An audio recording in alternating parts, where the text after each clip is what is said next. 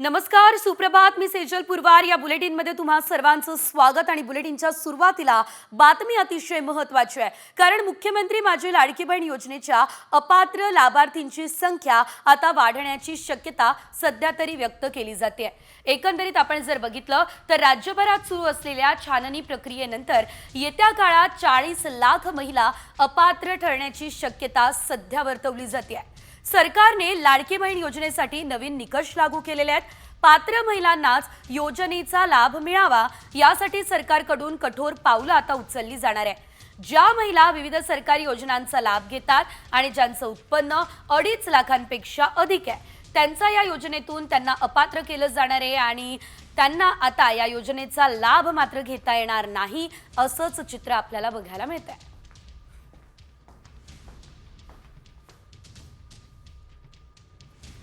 आणि आता राजकीय वर्तुळातून एक अतिशय मोठी बातमी आहे, मोठी घडामोड घडतीये, कारण उदय सामंत राज ठाकरे यांची भेट घेण्यासाठी दाखल झालेले आहेत. अगदी सकाळी सकाळी ही भेट होतीये आणि त्यामुळे या भेटीकडे सर्वांचं लक्ष आहे. उदय सामंत शिवतीर्थावर दाखल झालेले आहेत. राज ठाकरे यांची भेट ते आता शिवतीर्थावर घेत आहेत.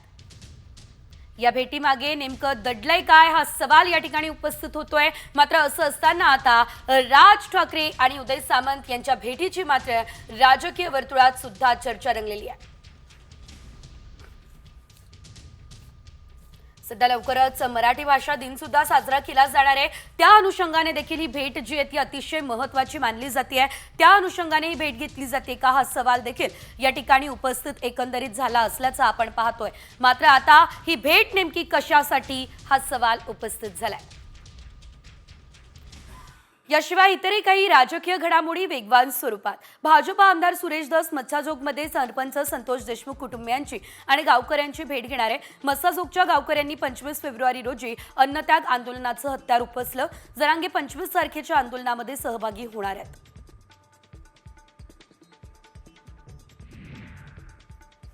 25 फेब्रुवारीला मस्साजोग वासीय आणि देशमुख कुटुंबानं अन्नत्याग आंदोलनाची घोषणा केली. या पार्श्वभूमीवर देशमुख कुटुंबानं अन्नत्याग आंदोलन करू नये असं आवाहन मनोज जरांगेंनी केलंय. अन्नत्याग आंदोलनावरती मस्साजोगचे ग्रामस्थ आणि देशमुख कुटुंब ठाम दिसतायत. मराठा आंदोलक मनोज जरांगे पाटील यांनी मंत्री धनंजय मुंडेंवर आरोप केले. चार्जशीटमध्ये छेडछाड होण्याची शक्यता आहे आणि यामध्ये मुंडेंचा हात आहे, त्यांना टोळ्या सांभाळण्याचा नाद आहे, हा आरोप जरांगेंनी केलाय. मनोज जरांगे पाटील यांनी बीड जिल्ह्यातील मस्साजोगमध्ये जात संतोष देशमुख यांच्या कुटुंबाची भेट घेतली. संतोष देशमुख हत्या प्रकरणात आरोपी कृष्ण आंधळे अद्याप फरार आहे. त्याला लवकरात लवकर अटक करण्यात यावी अशी मागणी त्यांनी केली आहे.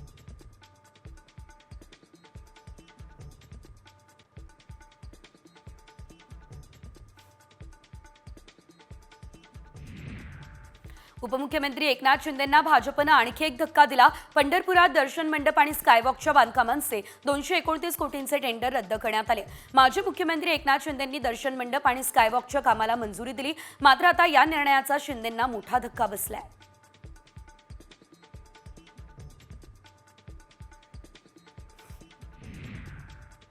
पंढरपूरमध्ये विठ्ठल दर्शनासाठी बांधण्यात येणाऱ्या दर्शन मंडपाची निविदा प्रक्रिया रद्द झाल्यानंतर वारकरी संप्रदायानं आंदोलनाचा इशारा दिला. एकनाथ शिंदेंनी वारकरी हितासाठी घेतलेला निर्णय जर कुणी रद्द करत असेल तर ते वारकरी म्हणून आम्ही खपवून घेणार नाही, हा इशारा धर्मवीर आध्यात्मिक सेनेनं दिलाय.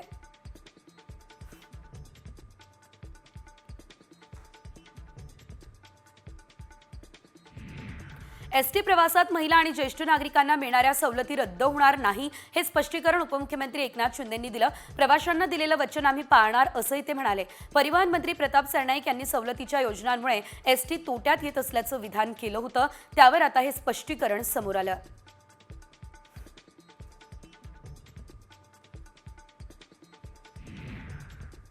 आमदार सुधीर मुनगंटीवार यांनी मंत्रीपद न मिळाल्यानं पुन्हा एकदा नाराजी व्यक्त केली. चंद्रपूर येथील फ्लाइंग क्लबच्या उद्घाटन कार्यक्रमामध्ये मुनगंटीवारांनी मेरी कुर्सी छीनी गई असं म्हटलं. त्यानंतर उपस्थितांमध्ये एकच हशा पिकला.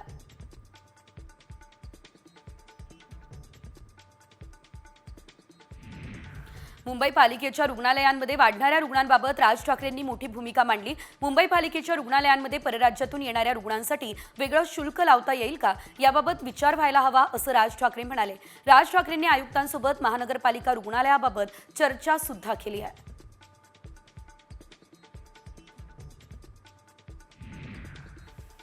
विकिपीडियावर टाकलेला तो मजकूर हा षडयंत्राचा भाग आहे असा आरोप खासदार अमोल कोल्हेंनी केला। छावा चित्रपट प्रदर्शनावेळी लोक नेटवरून माहिती गोळा करतील ही बाब हेरून छत्रपती संभाजी महाराजांच्या बदनामीसाठी काही लेखकांकडून जाणून बुजून तसा मजकूर विकिपीडियावरती टाकण्यात आला असा दावा सुद्धा कोल्हेंनी केला आहे।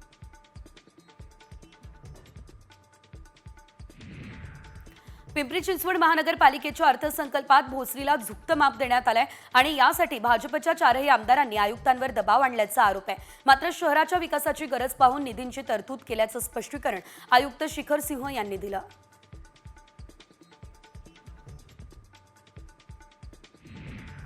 इतिहासाला काल्पनिक म्हणणाऱ्या स्वरा भास्कर हिला लाज वाटायला पाहिजे असा हल्लाबोल आमदार संजय गायकवाडांनी केलाय। मुघल पोर्तुगीज यांच्या गुलामगिरीचा सामना करताना हजारो महिलांची इज्जत लुटली गेली। इतर महिलांनी इतिहासाबाबत अपशब्द बोलणाऱ्या या महिलेचं थोबाड फोडायला हवं असं गायकवाड म्हणाले।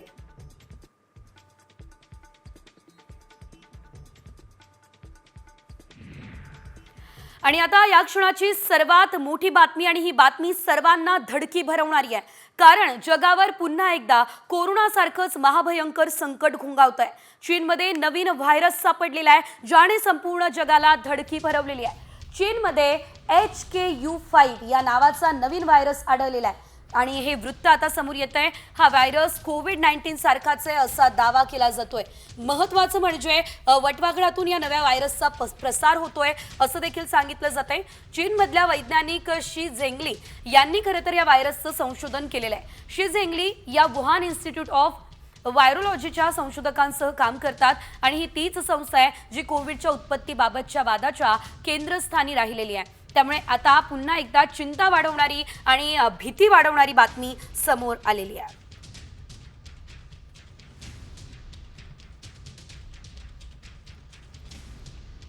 तर आपण पाहतोय HKU5 हा नवीन प्रकारचा कोरोना व्हायरस आहे। हाँगकाँग मधल्या जपानी वटवाघळांमध्ये हा विषाणू प्रथम आढळलाय। कोविड-19ला कारणीभूत ठरणारा HKU5 हा विषाणू आहे। जनावरांमधून माणसांमध्ये HKU विषाणूचा संसर्ग होतो। तर SE2 या रिसेप्टर सोबत संबंधित हा विषाणू आहे आणि त्याचा प्रसार माणसांमध्ये सुद्धा आपल्याला बघायला मिळतो। जगावर पुन्हा एकदा कोरोनासारखंच अतिशय भीषण असं संकट घोंगावतंय असं सध्या सांगितलं जातंय। जनावरांमधून माणसांमध्ये या व्हायरसचा संसर्ग होतो, त्यामुळे भारतात आता पुन्हा एकदा धडकी भरलेली आहे। त्यामुळे तुम्ही तुमच्या आरोग्याची काळजी घ्या आणि यानंतर आपण वळूयात टॉप 50 बातम्यांकडे। नागपूरमध्ये GBSचा आणखी एक बळी गेलेला आहे। शुक्रवारी शासकीय वैद्यकीय रुग्णालयामध्ये एका 32 वर्षीय रुग्णाचा मृत्यू झालाय। त्यामुळे नागपूरमध्ये GBSने दगावलेल्या रुग्णांची संख्या 3 वर पोहोचली आहे।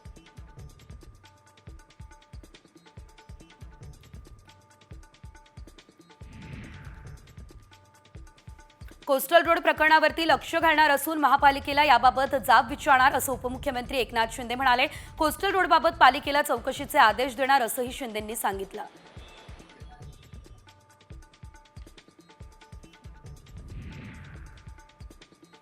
मिंदे आणि त्यांचे लाडके कंत्राटदार रस्त्यावरचा मलिदा खाण्यामध्ये पट्टाईत आहे। कोस्टल रोडवरील पॅचवर्क हे त्यांचंच ढळढळीत उदाहरण आहे असं म्हणत आदित्य ठाकरेंनी शिंदेंवर हल्लाबोल केला। आदित्य ठाकरेंनी तसं ट्विट करत कोस्टल रोडवरील तड्यांबाबत भाष्य केलं।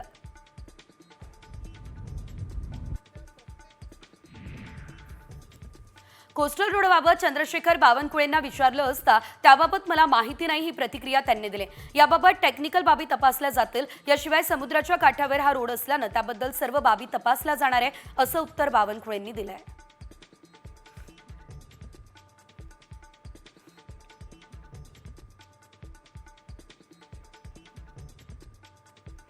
ठाणे महापालिकेने रस्त्यावरील अनधिकृत बांधकाम हटवायला सुरुवात केली आहे। पाचपाखाडी परिसरातील पालिका मुख्यालयासमोर 2 आईस्क्रीमच्या गाड्यांवर कारवाई करण्यात आलेली आहे। पालिकेच्या अतिक्रमण विभागानं शहरातल्या मध्यवर्ती ठिकाणी ही कारवाई केलेली आहे।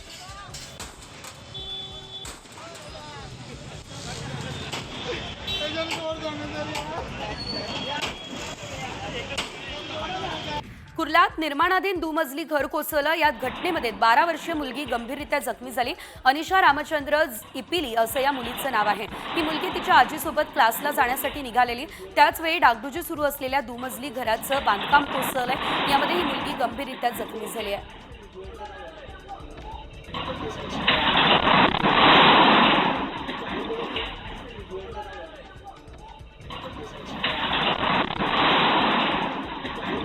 झिशान अख्तरचा एक कथित व्हिडिओ समोर आलाय। झिशान अख्तर हा माजी मंत्री बाबा सिद्दीकी यांच्या हत्येतील मुख्य आरोपी आहे। यामध्ये झिशान अख्तर परदेशामध्ये पळून गेल्याचा दावा केला जातोय। यासाठी पाकिस्तानमध्ये राहणारा माफिया डॉन फारुख खोखरचा राईट हँड शहजाद भट्टीने त्याला मदत केली असा दावा अख्तरने स्वतः केलाय।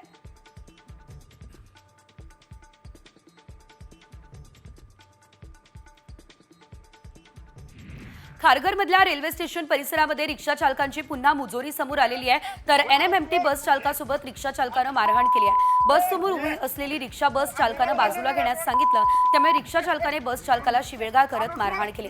मुजोर रिक्षा चालकाविरोधात गुन्हा सुद्धा आता दाखल करण्यात आलाय।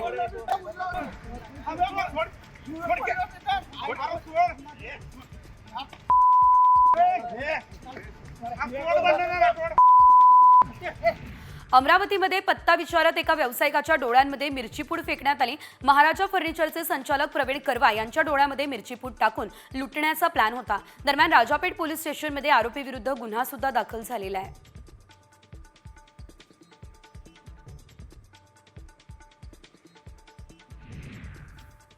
अकोल्यात तब्बल 50 कबुतरांना जिवंत जाळण्यात आलेले आहे। एका अज्ञातानं कबुतरांच्या लाकडी पिंजऱ्याला आग लावली आहे। अकोल्यातल्या नायगाव परिसरातली ही घटना आहे। या प्रकरणी आता रहमत खान यांनी अकोटफेल पोलीस ठाण्यामध्ये तक्रार दाखल केली। घराच्या गच्चीवर एका खोलीमध्ये लाकडी पिंजऱ्यामध्ये अनेक कबुतरं ठेवलेली होती। याच पिंजऱ्याला अज्ञातानं आग लावली।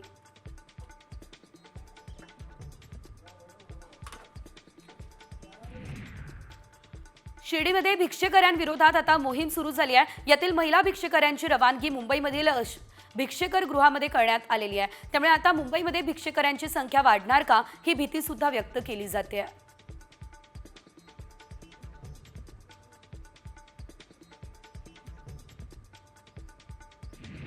पुण्यातल्या मार्वल बाउंटी या सोसायटीमधील रहिवाशांना मोठा दिलासा मिळाला। महानगरपालिकेचे अधिकारी दाखल झाल्यानंतर रिंकू भारद्वाजने 350 मांजरींना स्थलांतरित केलेले आहे। सोसायटीमधील रहिवाशांना मोठा दिलासा मिळाला। त्यांनी साम टीव्हीचे आभार मानले।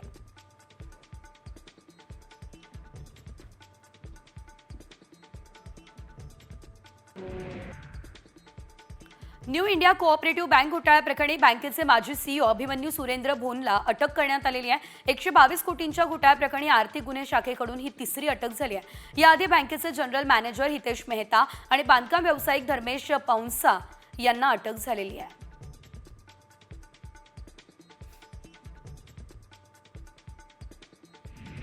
प्राप्तिकर विभागाने पुणे महापालिकेच्या कर्मचाऱ्यांकडून TDSची याशिवाय आधार आणि पॅन लिंक न केल्यानं त्यांचा दंड वसूल करण्यास सुरुवात केली आहे। त्यामुळे आता कर्मचाऱ्यांचे धाबे दणाणले। दंड वसूल करू नये, याशिवाय महापालिका प्रशासनानं पगार अडवू नये ही मागणी PMC एम्प्लॉईज युनियननं केलेली आहे।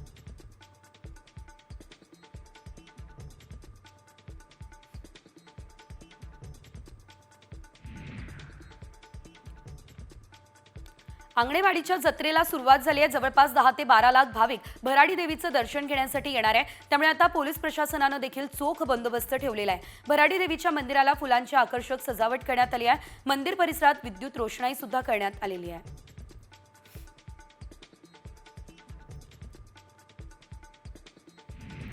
शिरूरमध्ये सोमेश्वर मंदिराचा कलशारोहण उत्साहात संपन्न झालाय आणि या कार्यक्रमासाठी जिल्हाभरातून मोठ्या प्रमाणात शिवभक्तांची उपस्थिती बघायला मिळाली। कलशाचे मिरवणूक काढून आता नंदकिशोर महाराजांच्या उपस्थितीमध्ये कलशारोहण सुद्धा करण्यात आलेले आहे।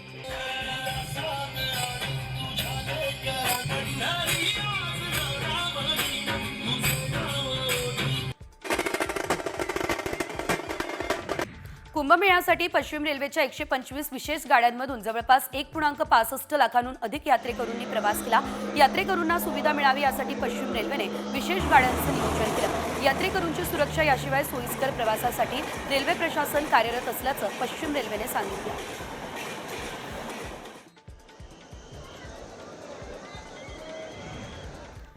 आणि यानंतर बातमी मोठी आहे। आजही एखादा म्हणतो की माझा जन्म जैविक नाही असं म्हणणाऱ्यांवरती आपण किती विश्वास ठेवायचा हा प्रश्न करत संमेलनाध्यक्ष डॉक्टर तारा भवाळकर यांनी थेट पंतप्रधान नरेंद्र मोदी यांचं नाव न घेता अप्रत्यक्ष टीका केलेली आहे। माझा जन्म जैविक नसल्याचं पंतप्रधान नरेंद्र मोदी हे एका मुलाखतीमध्ये म्हणालेले होते आणि त्यानंतर त्यावरूनच डॉक्टर तारा भवाळकर यांनी मोदींचं नाव न घेता ही टीका केली असल्याचं बघायला मिळतंय। असा कोण देह आहे की जो विटाळातनं निर्माण नाही झाला? एखादा म्हणू शकतो माझा जन्म जैविक नाही म्हणून, कारण आपल्याकडे अयोनिज जन्म ही एक पुराणामध्ये फार मोठी कल्पना मांडलेली आहे। खरं म्हणजे त्या अर्थाने तो अयोनिज जन्म नसतो, त्याचे आता अर्थ निरनिराळे सांगतात आमचे पौराणिक बुवा, तो भाग सोडून देऊ आपण।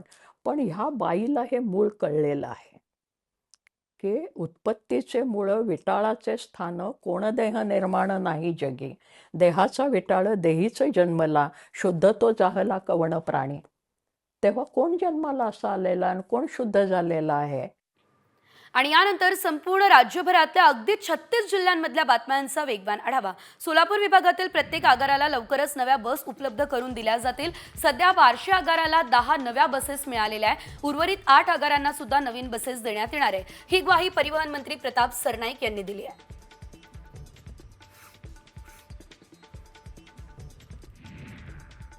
शिरपूरच्या उमरगा गावामध्ये प्रेयसीला भेटायला गेलेल्या तरुणाला प्रेयसीच्या कुटुंबानं मारहाण केली। या प्रकरणी मृत झालेल्या तरुणाचा अंत्यविधी गावकऱ्यांनी मारेकऱ्यांच्या घरासमोरच केलाय। तरुणाला मारणाऱ्या 7 जणांपैकी एकाला शिरपूर तालुका पोलिसांनी ताब्यात सुद्धा घेतलं असल्याचं बघायला मिळतंय।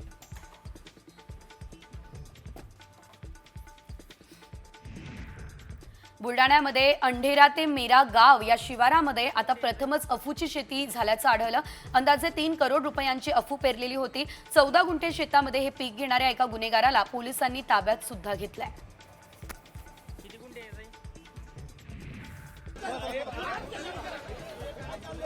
माणिकराव कोकाटे यांनी शेतकऱ्यांबाबत केलेल्या वक्तव्याविरोधात संतप्त झालेल्या स्वाभिमानी शेतकरी संघटनेनं आंदोलनाचा इशारा दिलेला होता आणि याच पार्श्वभूमीवर कोल्हापूरच्या शासकीय विश्रामगृहाबाहेर पोलिसांचा कडक बंदोबस्त बघायला मिळतोय। कृषी मंत्र्यांना भेटायला येणाऱ्या शेतकऱ्यांना पोलिसांनी ताब्यातही घेतलेलं आहे।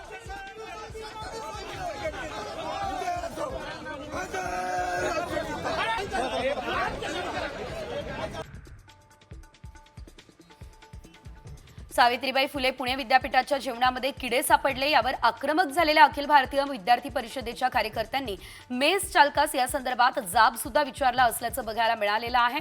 विद्यार्थ्यांकडून वारंवार तक्रार करूनही कारवाई करण्यास टाळाटाळ होते असा आरोप या विद्यार्थ्यांनी केलेला आहे।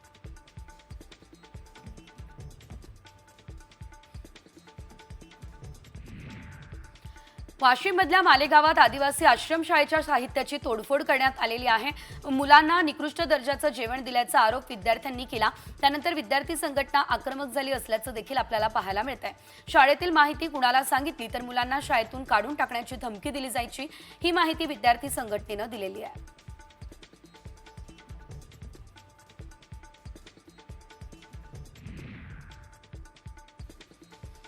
अकोल्यात एका घरात अचानक 35 रानडुकरांचा कळप घरात शिरला, त्यामुळे घरच्यांची चांगलीच पळापळ झाली। अकोल्यातल्या पातूर तालुक्यातल्या पिंपळखुटा गावातली ही घटना आहे। रानडुकरांच्या हल्ल्यामध्ये एक मुलगा जखमी झालाय। दरम्यान रानडुकरांना घरात बंद करण्यात आलंय। वन विभागाचे कर्मचारी घटनास्थळी दाखल झालेले आहेत।